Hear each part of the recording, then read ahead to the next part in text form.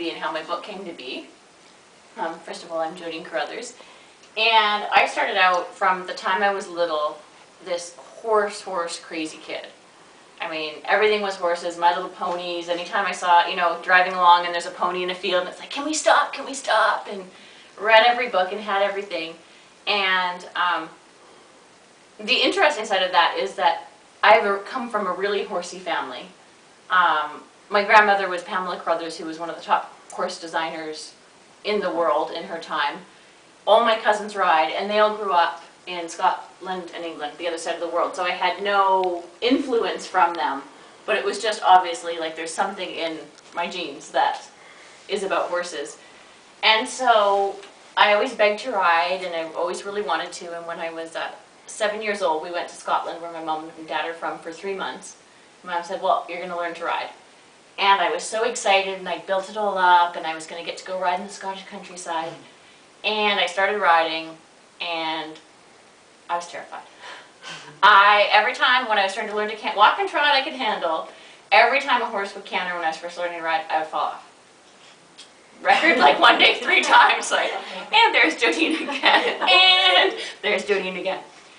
And it's a really interesting thing because my passion for horses was so strong that I was still like, I still just want to ride, I still just want to ride.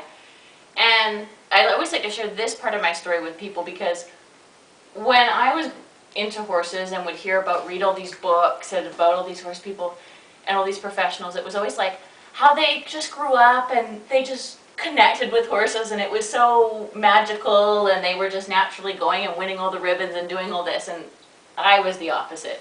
So I came back, started riding lessons, and my first riding instructor took my mom aside and said, are you sure you want to be putting all this money into riding lessons? And my mom said, you know what? She loves it. It's all she talks about. It's all she wants to do. She can have riding lessons. And so then I joined Pony Club, and I used to go, and at this point I still didn't have my own pony. I went to all the quizzes, all the stable management stuff, knew absolutely anything and everything, every fact there was to know about horses. And my parents still said, sorry, you're never going you're not going to get your own pony. And maybe hope for you guys if you don't all have your own. I knew I was going to have a pony, it was going to happen, and it just so happened that my riding instructor stopped teaching school horse lessons and got into therapeutic riding, and there was a pony in my pony club that was for sale, but they were looking for someone to half lease it, so my parents said, okay, but whatever happens, she's going to get sold and we're not going to buy her. Yep, okay, Mom, okay. I'll take that. And 6 months later, I had my first pony pony. And at the same time, I still worked with a lot of challenges then. I was still scared. I still had to work really hard on my riding, but I just loved it. That's all I wanted to do, spend all my time at the barn. And then I outgrew Cortez, I got my next horse, Shadow, and I was really, really into jumping, hunter jumper, and I went and showed all over BC and out to Spruce Meadows, and that was my thing. But it was really about my connection with my horse. I still wasn't the super uber talented kid that just got on any horse and rode. It was about I had a connection. And a really great thing that happened was I didn't know this before I got him, he had a reputation that he could only jump a certain height and then he'd start stopping. And he was my best friend. I trusted him, he trusted me, and we went beyond what people thought that he could do, and I was winning everything at that point with him. And my old instructor who had first told my mom she shouldn't spend her money on my riding lessons, came to a show and watched me with him, and she knew him, and she actually came up to my mom and said maybe she'd been wrong. But I still had to work really hard at my riding. And I always knew it was all through school, I'm going to work with horses, that's what it's going to be. I'm going to be a professional, I'm going to work with horses. And so I graduated and I went out to work at Spruce Meadows, and I was really, really excited. And then what happened when I got there is I didn't know how. I rode my horse and I connected with my horses by spending every spare minute of the day that I could with them. And then when I was at Spruce Meadows and there's 5 or 6 horses that I have to feed, clean, groom, ride in a day, I didn't get the same chance to connect with them, and I didn't know how. And I actually worked there for a winter, and I actually quit riding for a little while because I was like, this isn't what it was supposed to feel like. I missed that connection I'd had with my own horses, that feeling of just that heart connection, that peace when I'm with them. But that didn't last too long without horses because I really missed them. And I got back into horses, and I got a young horse, and I needed to start him. I got him when he was 10 months old. His name was Apollo, and he's a big Clydesdale thoroughbred, really pretty. And so I decided to go down to California and take a join-up clinic with Monty Roberts. And I just happened to pack up my truck with all my stuff in case I decided to stay. And so I did stay for 4.5 years.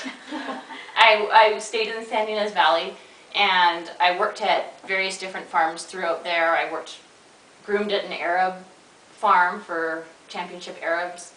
I worked for dressage trainers. I got to do a short-term working gig for Charlotte Berdal Baker, who's an Olympic gold medalist, and I got to take lessons on some of her horses. And so I got some really great experiences, worked at Hunter Jumper Barns, worked at an equine rehab facility bringing really, really nice show horses back from injury. So I learned a lot about lameness and soundness and health, and got to work with some great vets. And while I was doing all this, I was also involved with Monty's, and I worked my way through all his courses, became one of his certified instructors, and then was teaching clinics and courses for him too. Kind of, you know, I'd do a week at clinic there and then be riding at the other farms until he needed me again. And I loved it. I learned so much about horses, about horse psychology, about body language, and I started to feel like that was when I first realized that I could connect with a horse without having to spend every day with them hours and hours on end. But at the same time, after 4.5 years, I really, really missed riding, and I wanted to be able to find that same connection in the saddle that I had on the ground and with the groundwork. So I got a job at Far West Farms, which was a big 8th Circuit Hunter Jumper barn in California.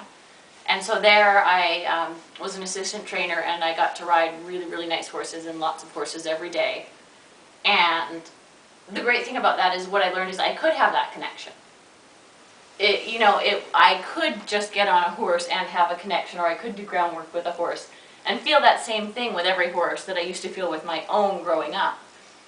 And it was amazing, and I learned so much. But again, at the end of it came to about 2 years, I was getting really frustrated because at the same time as I loved all these horses, I saw things going on that I didn't agree with. It was about quick fixes. I knew I could offer the horses more. I knew when I pulled all what I'd learned from there, all that I've learned from grooming at the Arab farm, from all my time at Monty's, all this together, that there was a better way of being with horses. That it wasn't about just dominating them. It wasn't just about doing whatever you had to do to get into the show ring. Because that's not why, even if we love showing or you love a discipline with horses, that's not why we ride. We ride for that magic, that what these girls all get to feel all the time, probably still with their ponies and the horses, of that just like, wow. And so I came back here and I started my business, Harmonious Horsemanship.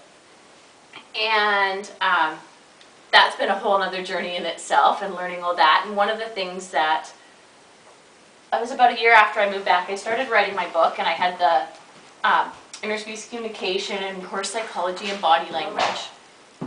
But it didn't feel complete, and I was like, oh, there's something missing,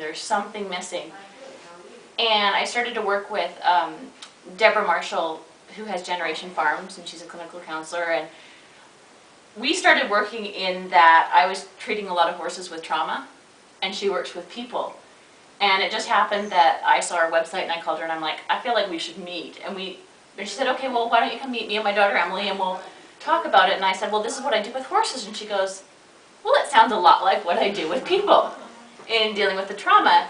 And I was working with horses all from this place of intuition and knowing what felt right. And she said, well, the great thing about her was she was able to teach me from a science perspective of the nervous system and what was going on, so that I could actually take it and share it with other people, rather than going, well, I don't know, I just did it because it felt right. So I could put it into perspective for people. And at the same time, when I was working with her, what I realized is she does courses in